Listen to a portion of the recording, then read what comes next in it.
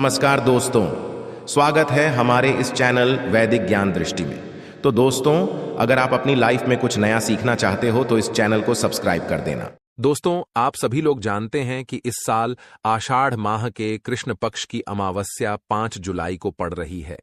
दोस्तों, इसी दिन किया जाने वाला पंडित जी द्वारा बताया गया एक दीपक वाला उपाय आप लोगों को जरूर करना चाहिए, क्योंकि दोस्तों यह एक ऐसा उपाय है जो कि हर दिन नहीं किया जाता है। देखिए, यह आषाढ़ अमावस्या दिन इतना खास होता है, इतना महत्वपूर्ण होता है। देखा गया है कभी कभी बड़े बड़े पूजा पाठ अनुष्ठान से जो मनोकामना पूर्ण नहीं होती है, वह 5 जुलाई 2024 आषाढ़ अमावस्या के दिन एक छोटे से उपाय करने से ही आपकी सभी मनोकामना पूर्ण हो जाती है। और बहुत सारे लोगों ने इस उपाय को किया भी है और उनको इस उपाय को करने का फल भी जरूर मिला है।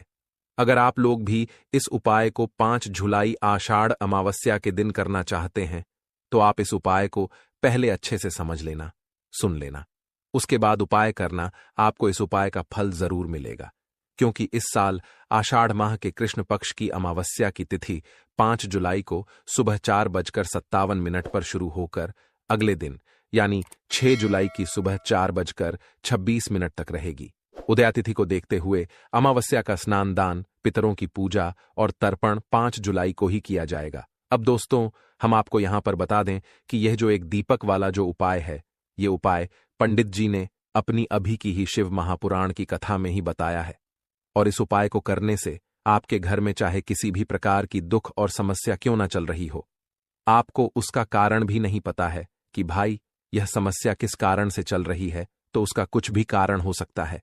जैसे शनि दोष हो सकता है, पितृदोष हो सकता है, या किसी भी तरह का मंगल दोष भी हो सकता है, और भी बहुत तरह के दोष होते हैं, कुछ भी हो सकता है।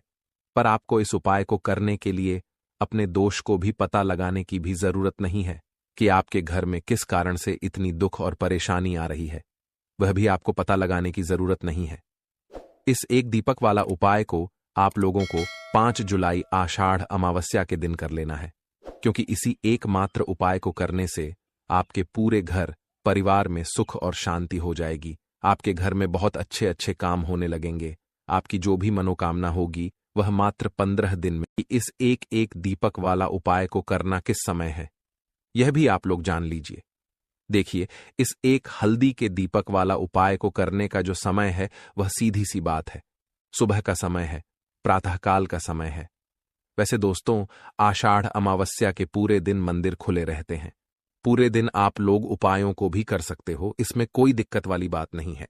क्योंकि शुक्रवार आषाढ़ अमावस्या के दिन भगवान भोलेनाथ जी पूरे दिन अपने मंदिर में बैठे रहते हैं कि कौन भक्त आएगा, कौन हमको प्रसन्न करेगा और हम कब उसकी मनोकामना पूर्ण करेंगे। दोस्तों, इस दिन भगवान भोलेनाथ जी इतना कुछ प्रदान करते हैं जितने की हम कभी कल्पना भी नहीं कर सकते हैं।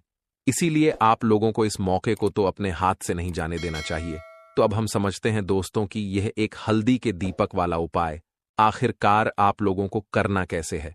तो देखिए, एक हल्दी के दीपक वाला उपाय है, तो सीधी सी बात है कि इसमें हमें एक दीपक और थोड़ी सी हल्दी यानी कि एक चुटकी हल्दी की तो आवश्यकता पड़ेगी ही पड़ेगी। तो देखिए, आप सभी लोगों इस दिन आपको हल्दी वाला एक दीपक अपने घर में जला देना है। रातों रात आपके जीवन की निर्धनता और गरीबी दूर हो जाएगी और मां लक्ष्मी की असीम कृपा आपको मिलेगी।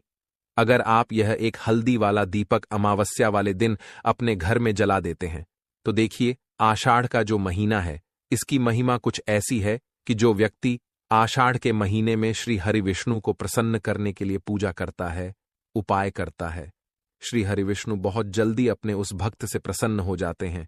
और अगर आपने हल्दी वाले दीपक का उपाय कर लिया, तो ऐसा आप मान के चलिए कि श्री हरि विष्णु इतने ज्यादा आपसे प्रसन्न हो जाएंगे कि आपके जीवन की जो निर्धनता और गरीबी है उसे वह जल्दी से जल्दी आपके जीवन से दूर कर देंगे। क्योंकि हल्दी जो है यह श्री हरि विष्णु से जुड़ी है।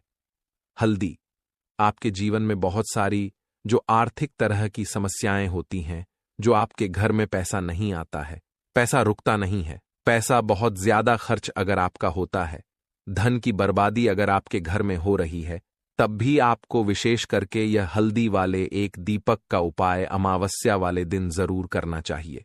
देखिए, इसी के साथ आपको बता दें इस बार आषाढ़ अमावस्या पर बहुत ही दुर्लभ संयोग का निर्माण हो रहा है। इस दिन शिववास दुर्लभ संयोग बन रहा है।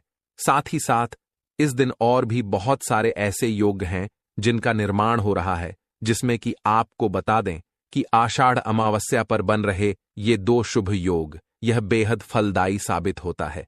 दोनों शुभ योग में पहले ध्रुव योग और इसके बाद शिव योग बन रहा है।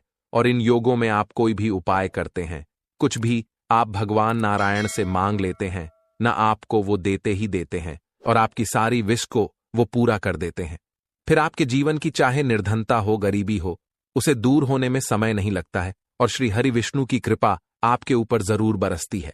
तो चलिए सबसे पहले बात कर लेते हैं सबसे पहले उपाय की, जो कि आपको विशेषकर इस बार अमावस्या वाले दिन करना है।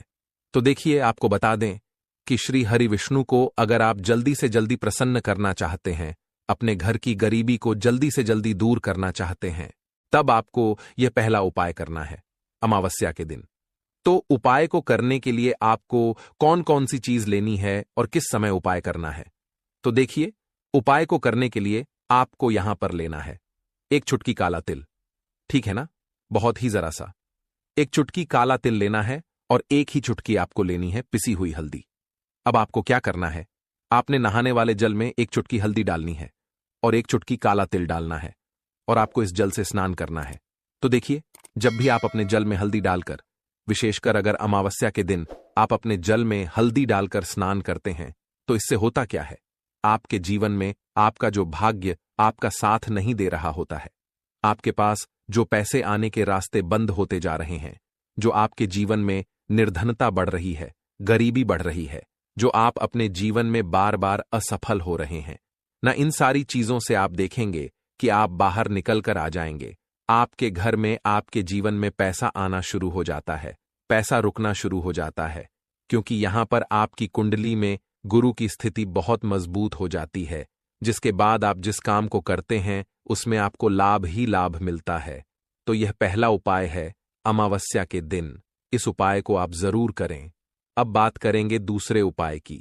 देखिए, जो दूसरा उपाय आपको बताने जा रहे हैं, इस उपाय को अगर आप अमावस्या के दिन करते हैं तो आपकी सारी अधूरी मनोकामना को श्री हरि विष्णु पूरा कर देते हैं।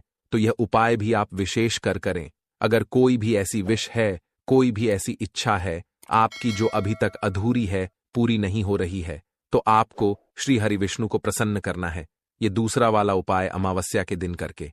तो देखिए, यहां पर उपाय को करने के लिए आपको लेना है तुलसी की लकड़ी। देखिए, बहुत सारे लोगों के घर में तुलसी का पौधा सूख जाता है और तुलसी की जो टहनियां होती हैं, है ना, तुलसी की टहनियों को आपको छोटा छोटा कर लेना है, ठीक है ना, छोटे छोटे पार्ट में आप उसको तोड़ लें और फिर आपको क्या करना है, एक लाल कपड़े के अंदर इन टहनियों को रखना है। कितनी लेनी है, आप 2 ले सकते हैं, 5 ले सकते हैं, 11 ले सकते हैं। अगर 11 की संख्या हो तो बहुत उत्तम है। अब आपको क्या करना है, लाल कपड़े के अंदर रखना है और इसकी छोटी सी पोटली आपको बना लेनी है।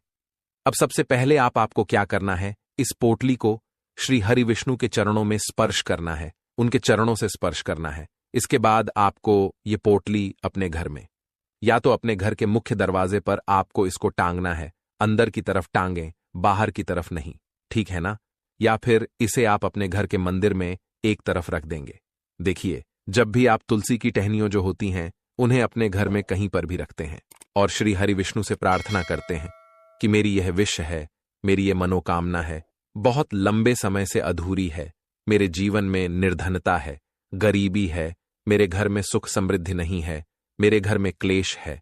तो जिस प्रकार की भी आपकी समस्या होती है, जो भी आपकी मनोकामना होती है, उसे श्री हरि विष्णु पूरा कर देते हैं और आपकी जीवन की निर्धनता और गरीबी तो कोसों आपके जीवन से दूर हो जाती है, जब भी आप तुलसी की लकड़ी का यह छोटा सा उपाय कर लेते हैं।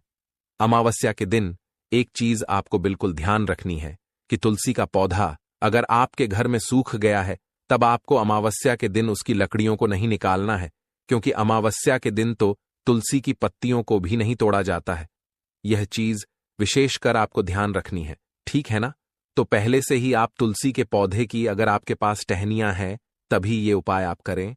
दूसरी चीज कि जिनके घर में तुलसी का पौधा हरा भरा है ना, बहुत सारे लोगों के पौधे सूख गए जाड़ों में, लेकिन बहुत सारे लोग बहुत अच्छे से रखते हैं। और किसी किसी के घर में तुलसी का पौधा सूखता नहीं है, तो उन्हें क्या करना है, उन्हें तुलसी के 2 पत्ते लेने हैं। ठीक है ना? तुलसी के 2 पत्ते लेने हैं।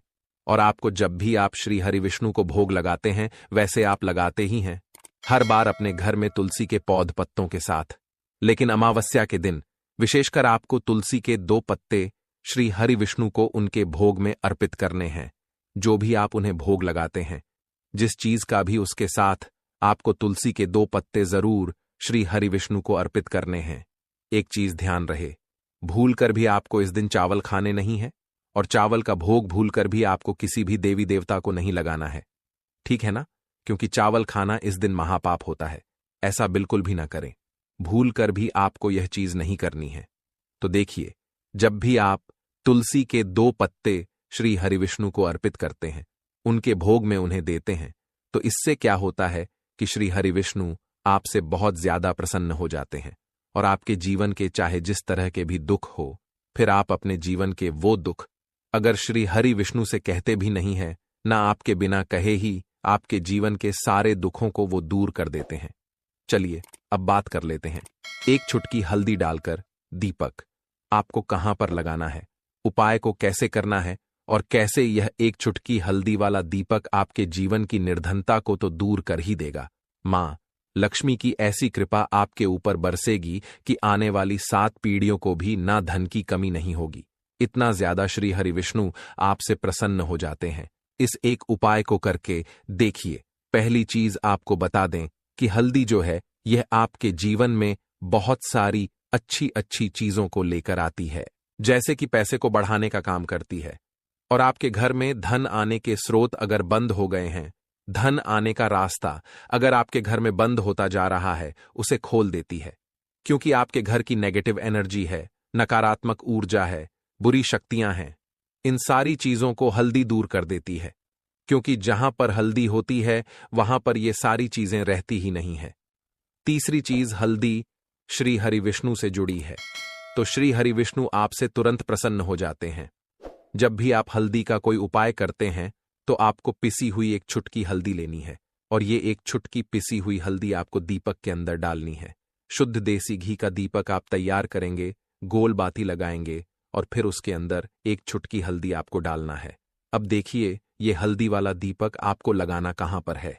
ये दीपक अगर आपके घर में तुलसी जी का पौधा हरा भरा है और तुलसी का पौधा है, तब तो आप तुलसी जी के पौधे के पास लगाएंगे। बहुत सारे लोग हैं जिनके घर में अभी तुलसी का पौधा नहीं है, कुछ लोगों का सूख गया या किसी किसी के घर में होता नहीं है ना? तो वो लोग क्या करेंगे, मंदिर में भी आप लगा सकते हैं। अगर आपके घर के आसपास कहीं मंदिर है, वहां भी आप लगा सकते हैं। वरना यह दीपक आपको अपने घर के मंदिर में श्री हरि विष्णु की मूर्ति या फिर प्रतिमा के सामने लगाना है। उनकी कोई तस्वीर है, वहां पर आप लगा दें। तो देखिए, जब भी आप हल्दी का दीपक श्री हरि विष्णु की मूर्ति प्रतिमा के सामने या तुलसी जी के पौधे के पास लगाएंगे, तब आपको उनका एक मंत्र है, उस मंत्र को आपको 11 बार बोलना है। यह मंत्र सभी को आता ही है, अगर नहीं आता है तो आप इसे नोट कर लें। मंत्र इस प्रकार है, ओम नमो भगवते वासुदेवाय नमः। ठीक है ना? ओम नमो भगवते वासुदेवाय नमः। इस मंत्र का आपको 11 बार चयन करना है, 11 बार इसे बोलना है। अब देखिए, जो लोग मंत्र याद नहीं रख पाएंगे या जिन्हें नहीं आता है, वो श्री हरि विष्णु का ऐसे ही स्मरण कर लेंगे, उनका ध्यान कर लेंगे और दीपक जला देंगे। बस इतना आपको करना है और कुछ भी नहीं करना है। यह उपाय आप करके देख लीजिए। आपके जीवन की जो निर्धनता है ना, बहुत जल्दी आपके जीवन से दूर हो जाएगी। एक चीज और आपको ध्यान रखनी है कि जब भी आप दीपक तुलसी जी के पौधे के पास लगाएंगे, आपको जमीन पर दीपक नहीं रखना है। थोड़ी सी फूल की पंखुड़ियां रख लें या फिर कोई प्लेट रख लें। ठीक है ना? चावल आपको नहीं रखना है अमावस्या के दिन, क्योंकि वैसे तो आप चावल रख सकते हैं, लेकिन अमावस्या के दिन आपको चावल दीपक के नीचे नहीं रखना है। तो इस तरह से जब आप उपाय करते हैं, पूजा पाठ करते हैं, पूरी सच्ची श्रद्धा के साथ करते हैं, श्री हरि विष्णु के ऊपर विश्वास रख करते हैं, तो आपकी जितनी भी